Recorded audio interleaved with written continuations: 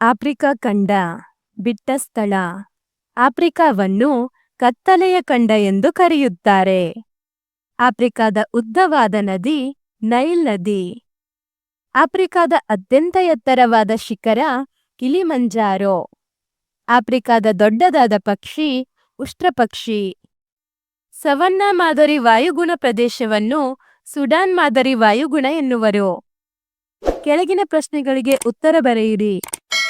ಆಫ್ರಿಕಾವನ್ನು ಕೇಂದ್ರೀಯ ಭೂಖಂಡ ಎನ್ನುವರು ಏಕೆ?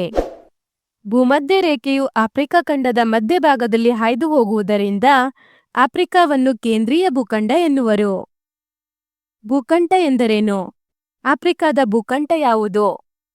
2 ವಿಶಾಲವಾದ ಭೂಭಾಗಗಳನ್ನು ಕೂಡಿಸುವ ಮತ್ತು 2 ಜಲರಾಶಿಗಳನ್ನು ಪ್ರತ್ಯೇಕಿಸುವ ಕಿರಿದಾದ ಭೂಭಾಗವೇ ಭೂಖಂಡ. ಆಫ್ರಿಕಾದ ಭೂಖಂಡ ಸುಯೆಜ್. ಆಫ್ರಿಕಾದ ತಗ್ಗು ಪ್ರದೇಶಗಳನ್ನು ಹೆಸರಿಸಿ. ಆಫ್ರಿಕಾದ ತಗ್ಗು ಪ್ರದೇಶಗಳು ಸುಡಾನ್ ತಗ್ಗು ಪ್ರದೇಶ, ಚಾಡ್ ತಗ್ಗು ಪ್ರದೇಶ, ಜೋಬ್ ತಗ್ಗು ಪ್ರದೇಶ, ಕಾಂಗೋ ತಗ್ಗು ಪ್ರದೇಶ, ಕಲಹರಿ ತಗ್ಗು ಪ್ರದೇಶ. ಆಫ್ರಿಕಾ ಖಂಡದ ವಿವಿಧ ಸಸ್ಯವರ್ಗಗಳನ್ನು ತಿಳಿಸಿ. ಆಫ್ರಿಕಾ ಖಂಡದ ವಿವಿಧ ಸಸ್ಯವರ್ಗಗಳು: ಸಮಭಾಜಕ ವೃತ್ತದ ಸದಾ ಹಸಿರಾಗಿರುವ ಅರಣ್ಯಗಳು, ಮ್ಯಾಂಗ್ರೋವ್ ಸಸ್ಯಗಳು, ಸವನ್ನಾ ಕಾಡುಗಳು, ಪರ್ವತ ಸಸ್ಯವರ್ಗ, ಮರುಭೂಮಿ ಸಸ್ಯವರ್ಗ, ಕುರುಚಲು ಸಸ್ಯವರ್ಗ, ನೈಲ್ ನದಿ ಬಯಲಿನಲ್ಲಿ ಸಡ್ ಸಸ್ಯವರ್ಗ.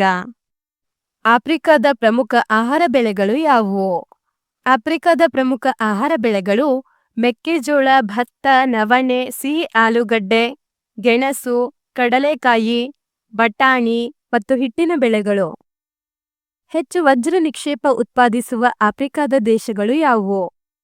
ಹೆಚ್ಚು ವಜ್ರ ನಿಕ್ಷೇಪ ಉತ್ಪಾದಿಸುವ ಆಫ್ರಿಕಾದ ದೇಶಗಳು ಬೌಟ್ಸ್ವಾನಾ, ಜೈರೆ ಮತ್ತು ದಕ್ಷಿಣ ಆಫ್ರಿಕಾಗಳು. ಧನ್ಯವಾದಗಳು. ಈ ವಿಡಿಯೋನ ಒಂದೆರಡು ಬಾರಿ ನೋಡಿ ಹಾಗೂ ಪರೀಕ್ಷೆಗಳಲ್ಲಿ ಅತಿ ಹೆಚ್ಚಿನ ಅಂಕಗಳನ್ನು ಗಳಿಸಿರಿ.